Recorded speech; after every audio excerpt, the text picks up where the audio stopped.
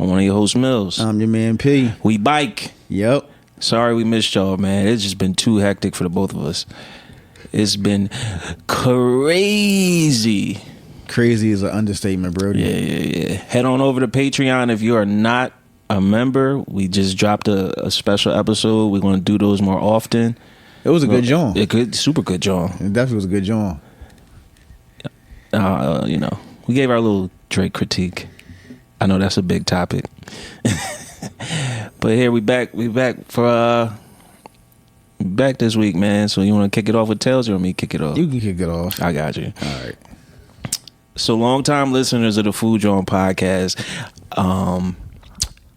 I think I told the story or I made mention to Chef Pain in the Ass. Okay. Always trying to get me fired. Okay. So one day coming to work, for whatever reason, he was there during service, and that was never a thing. Okay. It would be the sous chefs running the kitchen, and he'd just either be in the office or 6 o'clock, he out. It's like 8 o'clock, so we just looking at each other like, the fuck he still doing here? So then I go out in the dining room, and I see my regional there, so I'm like, oh, okay.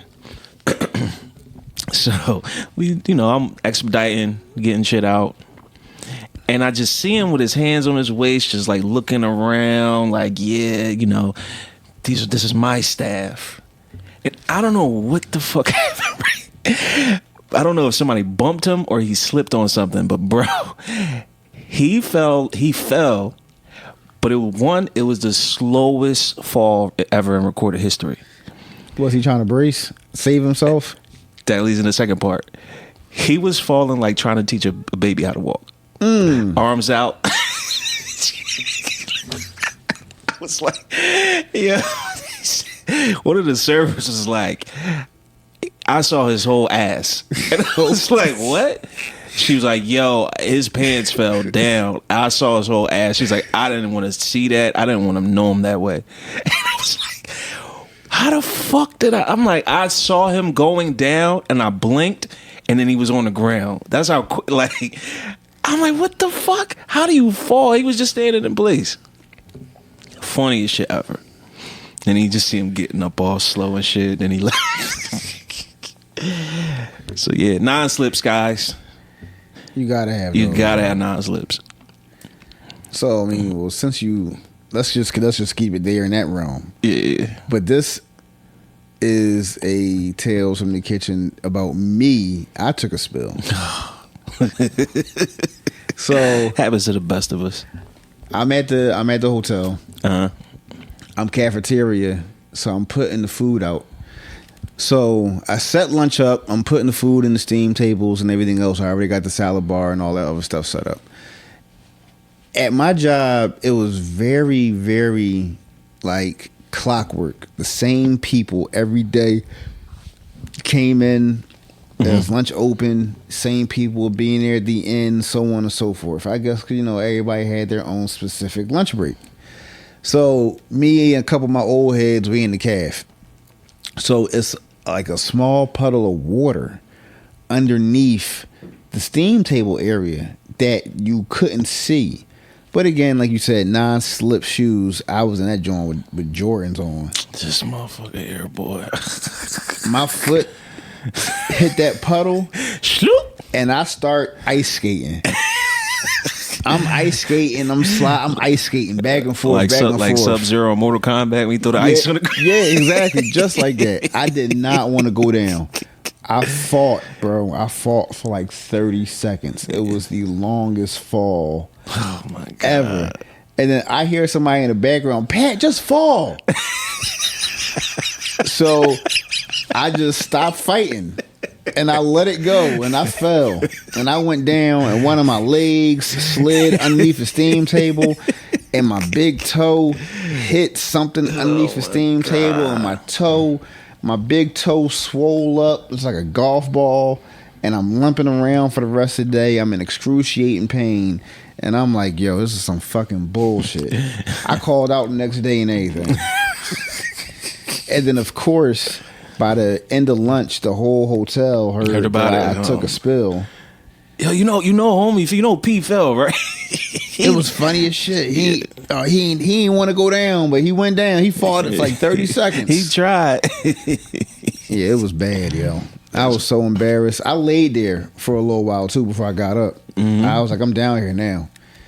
It's no, I wasn't in a rush to fall. I'm not going to be in a rush to get back up. Yeah, take your time. That's the worst thing you do is rush before you get your bearings back together. Yeah. So it's funny as hell. All right, so topic for this week.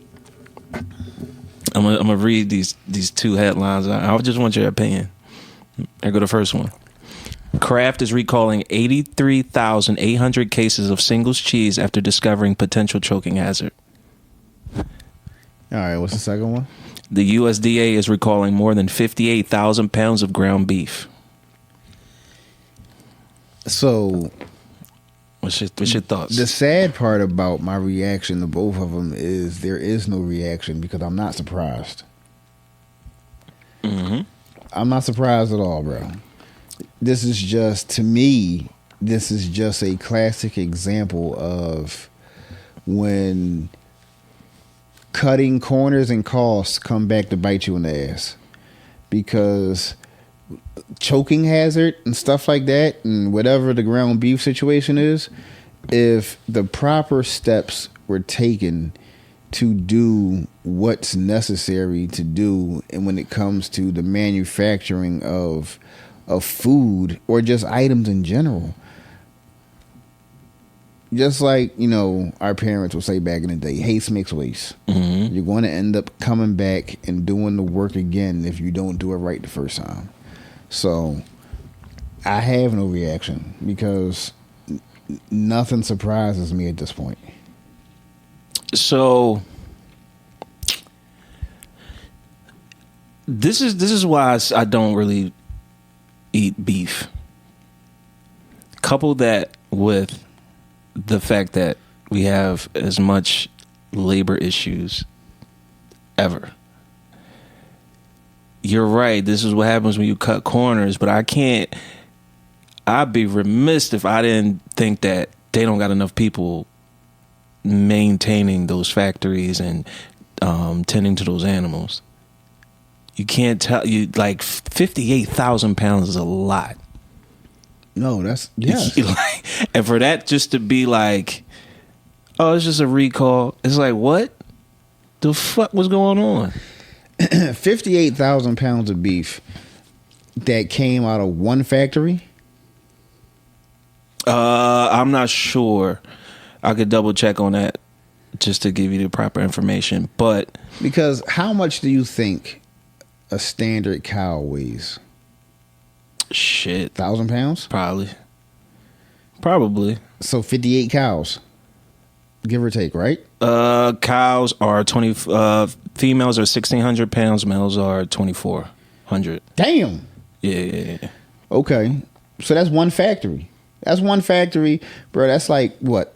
If you count male and female, that's what, like 25 cows? Nah, around about 30 cows. Yeah, 20. So let's just say 20 to 30. Hypothetically, you know how people say, "Oh, our beef is grass fed," or "Our beef is, you know, this or that," or whatever the case may be. That just means to me that some asshat wasn't paying attention and let them eat whatever they wanted to, or fed them the wrong shit or something, and didn't realize it until after the fact. And now these cows that were in this factory that lost their life for nothing, they were all going in the trash. Okay, so I'm looking at the article. It says the exact number is 58,281 pounds of ground beef, as it may be contaminated with toxin-producing E. coli. Somebody shit the bed. Real bad. Real fucking bad. And like, I know this is the big thing. We always say this on this show. You can kill someone. You can kill someone. So now, because at one place I had to work, I had to go through the process because we had a bunch of products got recalled. it's a fucking tedious task because you got to find. First, you got to find. They'll send you like an email, say, "Hey, red alert. This is the product. This is SKU number. Send it back. We'll reimburse you." But like, sometimes you may have to go through a whole case and look through because it may be. We'll just take peanut butter, and if we'll just say a case is like six jars of peanut butter. For some reason, you may have 3 of them that have that number that like got to get sent back, and the other 3 are good. Yeah. So it's always, and then you got to remember, well, what if you opened one of them already before you got the alert? Right. Now you got to figure out everything you made with that one thing. Like, it's just a pain in the ass. And it's just like, oh my goodness, fucking negligence. Now, and you know what? In the article it said one of the people tested a small sample. What if he was off that day? And you have an E. coli breakout, like he was off. Mm-hmm. And you figure, all right, 58,000 pounds of ground beef. Ground beef more often than not comes in what, 1 pound increments in the supermarket? Yeah. So potentially you just killed like a small town. Yeah. Which is fucking nuts. Or just gave a small town a vicious case of diarrhea for the weekend. And that's on the lighter end. On the heavy end of the spectrum is hospitalization. Yeah. And then, but I wonder, like, I mean, granted, yes, it was human error on the worst level, but I wonder, like, how does that even happen? Like, what has to happen for that to happen? That I don't know, but because E. coli has something to do with like feces, right? I'm pretty sure. Let me double check.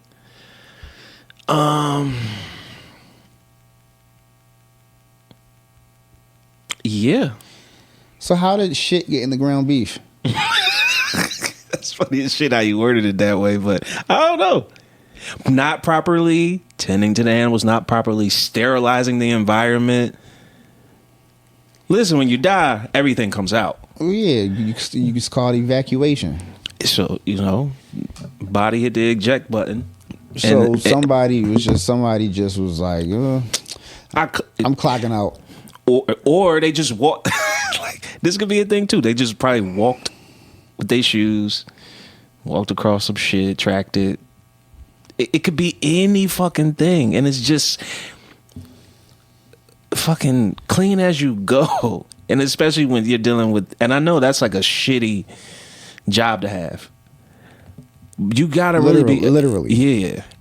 Even to, I can't think of another word, but slaughtering animals and then breaking them down, like it's hard work. Yeah, but like, you gotta take extra care with some shit like that. And I can almost guarantee you they're not getting paid properly, which goes into our last conversation about the culinary union on strike. Oh, the one in Vegas, yeah. And now they're talking Caesars, MGM. They're going to picket.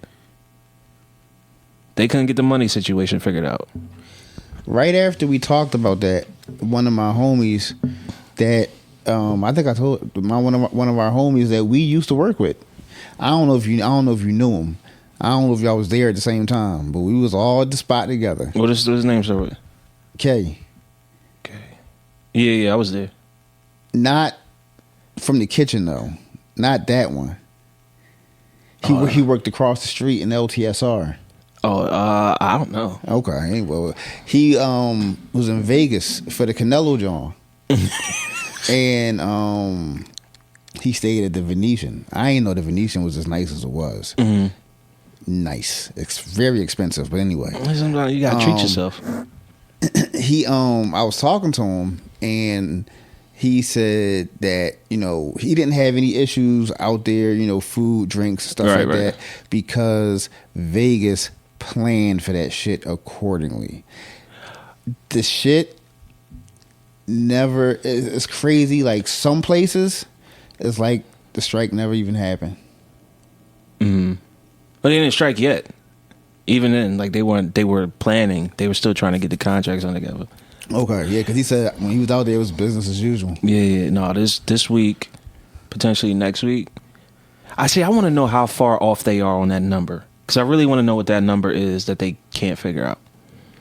I hope it's not like, remember in Ocean's 13 when they went on strike at the Dice Factory? I didn't see Ocean's 13. My apologies, bro. Okay. But continue. Context clues. I could put it together. So it was a strike at the Dice Factory. And, that's a random fucking thing. That's random as shit to put in a movie. Well, no, it wasn't, because Dice. I understand it's Oceans. I know the Oceans franchise, but Dice Factory. It's random. They had their guys infiltrate the factory so they can get loaded dice, so they can pull off their con. For sure. But there was a strike, and I'll go watch it now. It was just like the potential culinary strike. Mm-hmm. Fair wages, working conditions, yada yada yada, so on and so forth.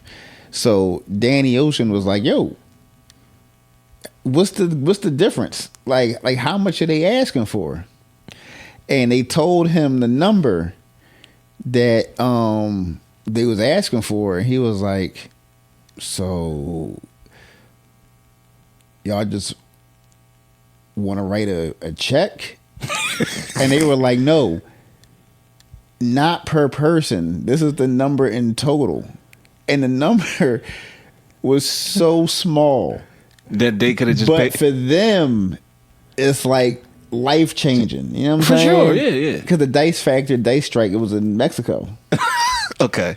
Oh, so it probably was like, we getting paid $1.25 if we could just get to $5. It was something like that, yo. No, and it was fucked up. And they was like, "Yo, just write the check, yo. Come on, we gotta get this shit back open." And I was cracking the fuck up because of the stereotype. Because it's like, this is what really happens. Yo, sometimes like cheap labor. Yo, but they want what they want. They feel like, listen, like, we don't want the moon and the stars. This is what we feel like we deserve. Give us this. We'll divvy it up accordingly. Right. But we want our bread. And it's like, damn, like, we thought it was like major. But you got to think about it. Damn, we was talking about cheese and ground beef. Now we about to get into some real deep shit. If you think about it, a majority of the world's wealth is like, it's just 1%. Yeah. And oh my God, I can't remember the name of the politician. Reaganomics. Oh, give all the money and it trickles down. No, that's not. All the money should start at the top and it trickles down. Like that was the logic, and it's still going on, and it's been proven that shit don't work. Right. If people are poor, we can't go get Scott tissue to make you like, no, you give the people a lot of money and then it trickles back up. The more money they got, the more money the middle and lower class have, the more they're going to spend. And the more it's going to boost the economy. Bingo. So like, just this idea of nah, $15 an hour. What the fuck? Like, y'all asking for too much. Nah, it's kind of livable wage. And then you couple that with the price increases on every fucking thing. Like, the price of living goes up exponentially every year. God, listen, my fucking rent every year. My rent here. I got my I had to renew my lease. When? I had to do it. Oh, you did it already? Yeah. Okay. You said you had to. I thought you said you have to. I had to, yeah. But the fucking increase, I'm like, wait, what? Huh? This don't make no sense. It was a substantial increase? Mm-hmm. We'll talk. But anyway, it's just like, yo, they at some point something has to give, and that goes with The Kraft single shit, the ground beef shit, fucking the shit over in Vegas. Damn, I don't want to keep saying shit and we talk about food.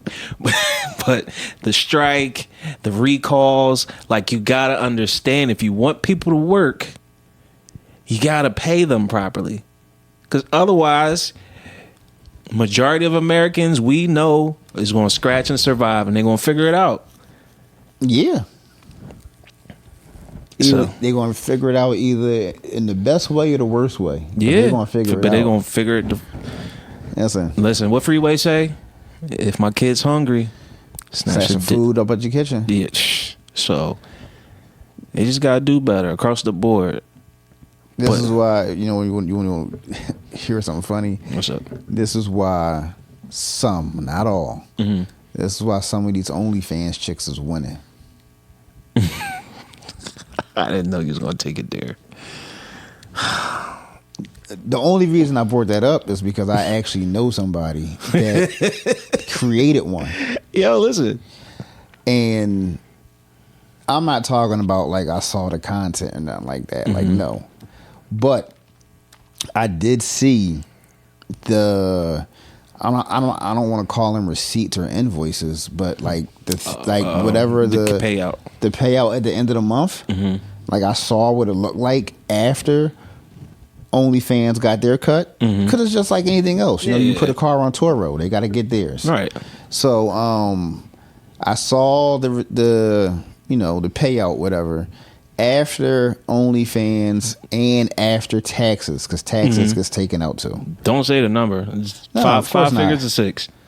No. This is like new, like new to OnlyFans. Like, okay. This person hasn't been on there.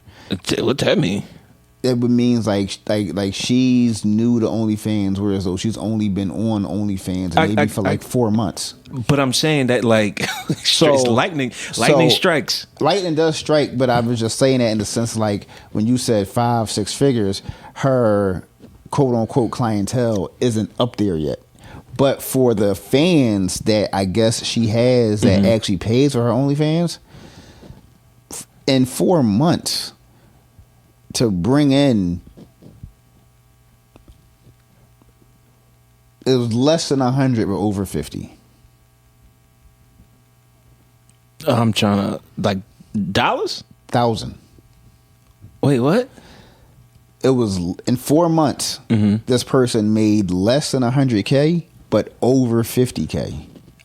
Because you said don't say the exact number. Oh, okay, yeah. We got to get messy. But you want to know something crazy? When I was initially brainstorming this thing, I thought about it. What, doing OnlyFans? No. I was about to say, what? No. I thought about putting this on OnlyFans. Oh. But just as like a oxymoron. Well, but the thing with it is, like, I think OnlyFans gets a really bad rap because so many people look at it for what it is. But I know couples that are on OnlyFans. No. That have. I got you. Yeah. But that was the point, because if you going over there for that, you might as well just go over here and look at this. No, listen, I get it. I get it, yo. Like, listen, like, people are making money hands over fist. Listen. And we were still going to drop everything for free, but then it was just like, Yeah, because they would have to get their cut, and it's like, True. You can't put this on here for free, because then how are we going to get paid? Yeah. Well, no, we'd still do our Patreon model. So, but I mean, listen, if you want to put us on the fans, I'm not opposed to it. No. Matter of fact, I just thought of something. We'll talk later. All right. But no. But yeah, let's get back on track, man. Oh my goodness. No, but like you were saying though, Yeah. if you want things to be done right, if you want things to be done with a sense of responsibility and done in a manner in which you yourself and the people that are employing you can be proud of, you do have to pay people what they should be getting paid. For sure. Absolutely. You know what I'm saying? Like, not what you think is fair, but what is actually fair. Like, but see, here's the thing. I don't think the people that make the salaries and the wages, I don't even think they understand what a livable wage is, because Okay, if you're making $1 million a year, right? Mm-hmm. After taxes. Mm-hmm. So let's just say you make $2 million before, $1 million after. Mm-hmm. You have no idea what a real livable wage is because of your access. Right. So you can't say you're not like you don't understand like what 50 grand feels like. Right. You don't know what 40 feels like. For a year. Not for a month. For a year. You don't even understand. And I think that it just has to be. I think, and granted, I understand location plays a part. But if I'm making $15 in Philadelphia and somebody's making 15 in Baton Rouge, Louisiana, that 15 stretches different. Oh yeah.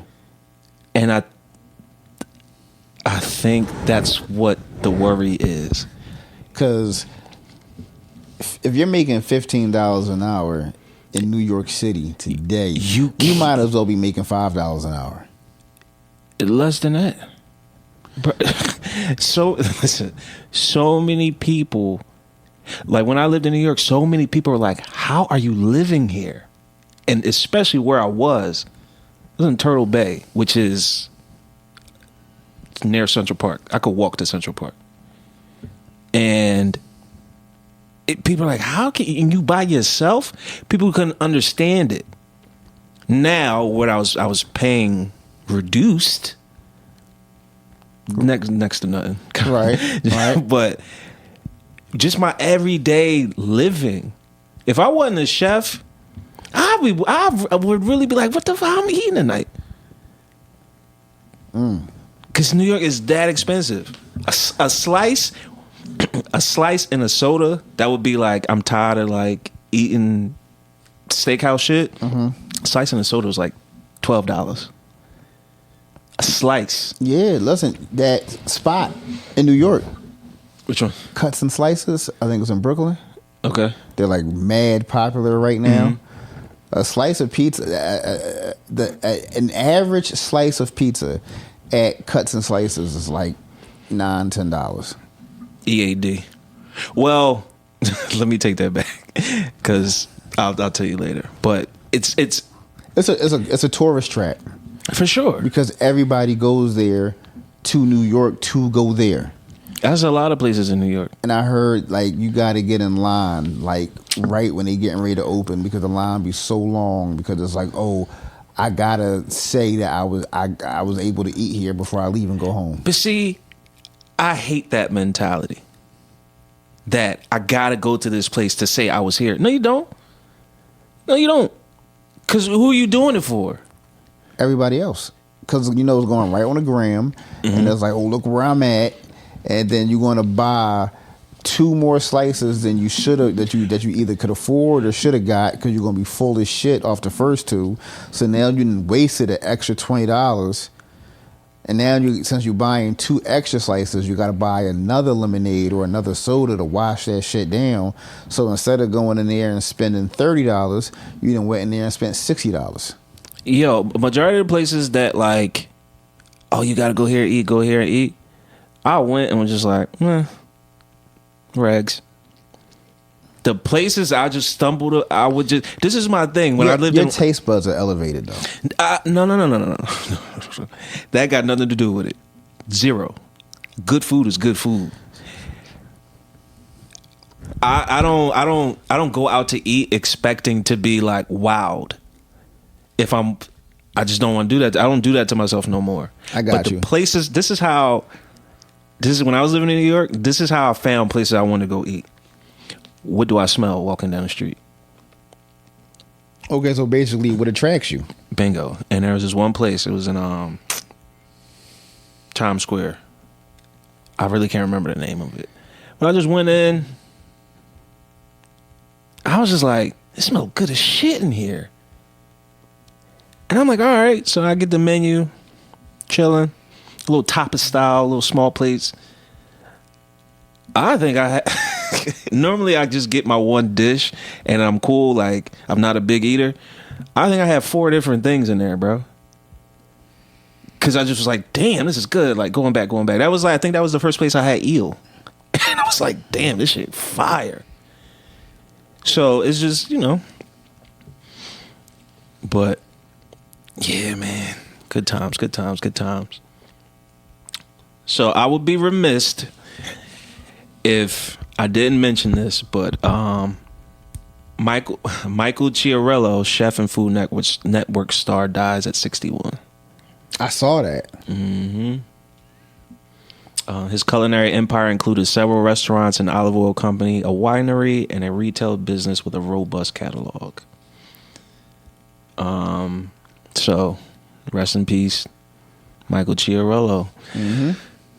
Boy, man, 61. He was young. Now that I'm getting older. 61 is young.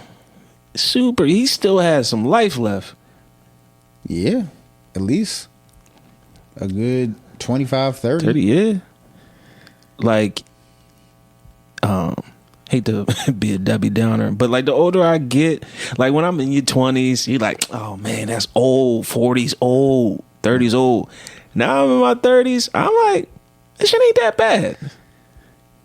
Listen, it's what you make it. True. That's a fact. Shit, I was about to be November. Let's see. Shit, I'll be 40 in 9 months. Listen, what did Jay say? He said 40 is the new 30. Or what did he say? Yeah, 40 is new 30. He right.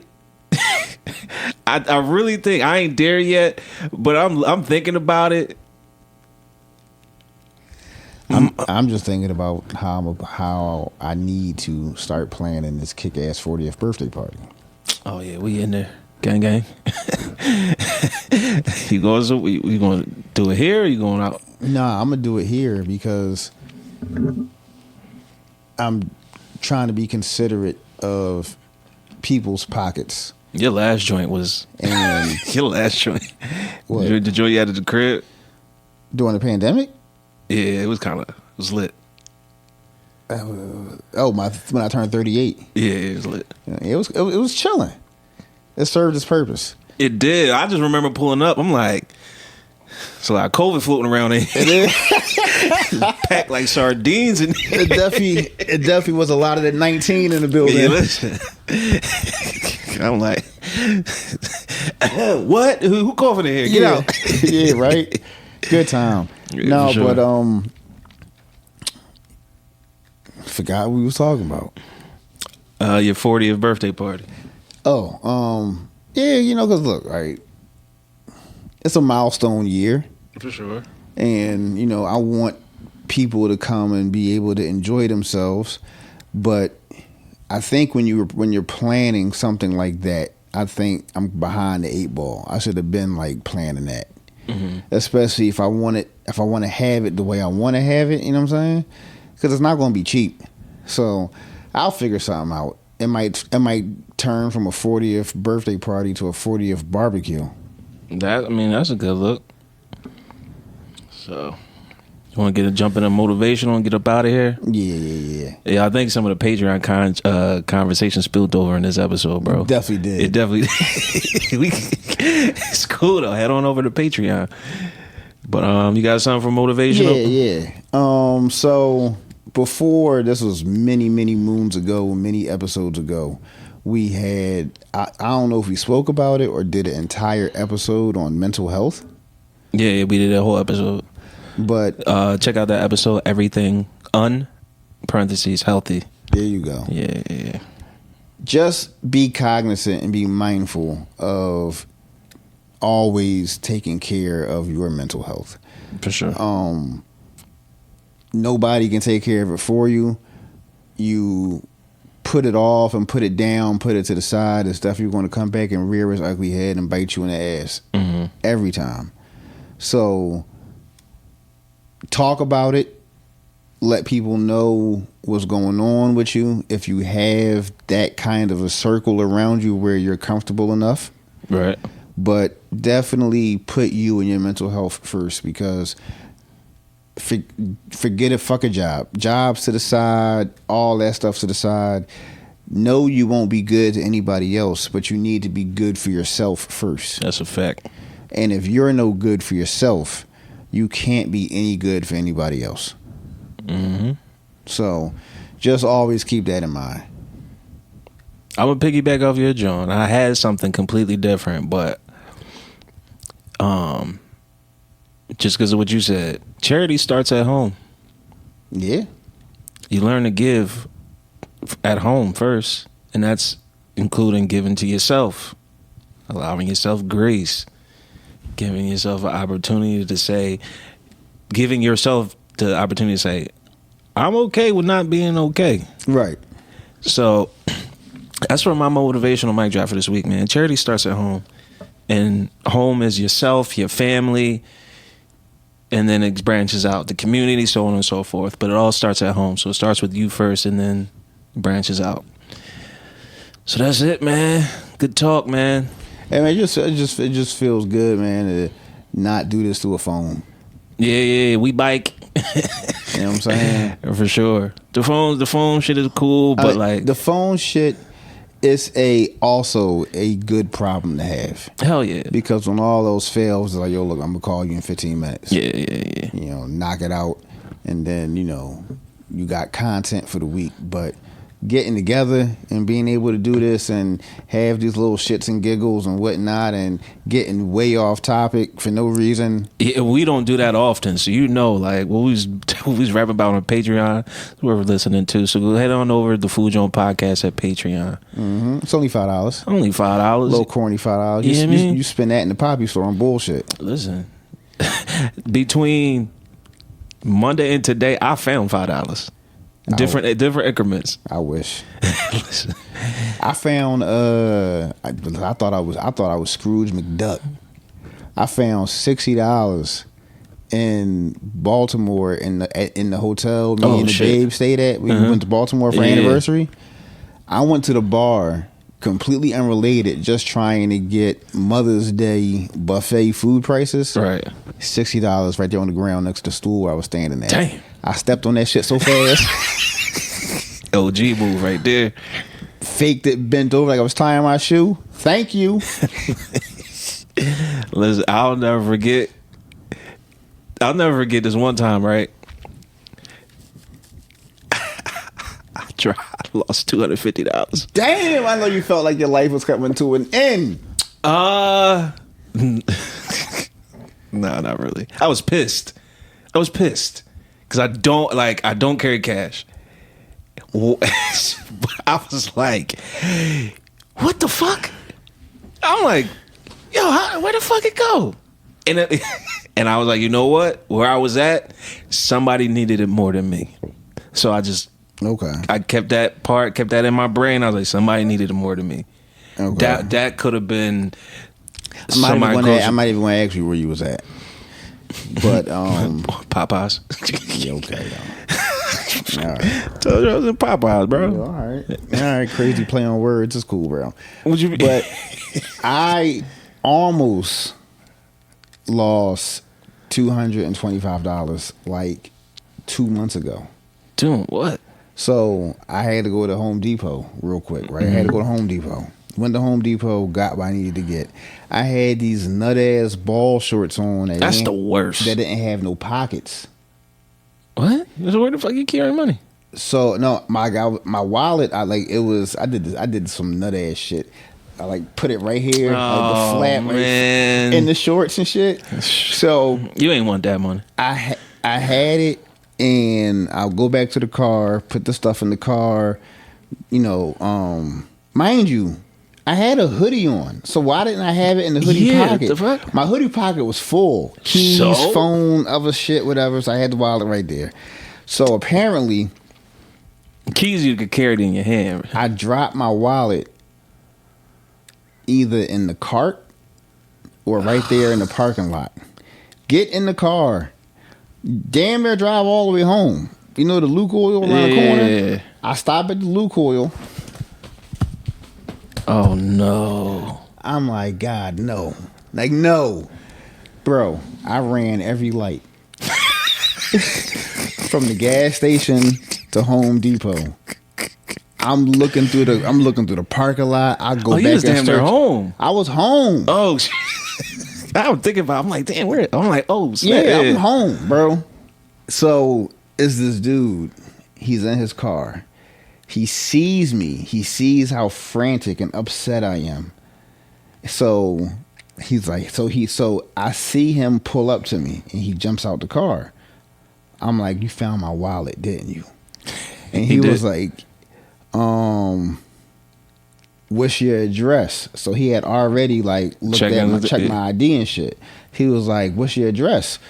Told him my address. He was like, yeah, I found your wallet. It was in your cart. Yada, yada, yada. He's like, don't worry about it. All your money, all your shit that was in your wallet is still there, bro. God gonna bless him, yeah. Oh, yeah, big time. Yeah, for sure. But that's solid. I was going to get it back regardless. It was just going to take time because he said I was going to give your wallet to the police officer that was in the parking lot. Like, yo, he lost his wallet. His ID is there. Right. Can you make sure he gets his wallet back? So it would have took some time. He said, but he was like, we don't really fuck with the cops like that. So I probably would have just dropped it off myself.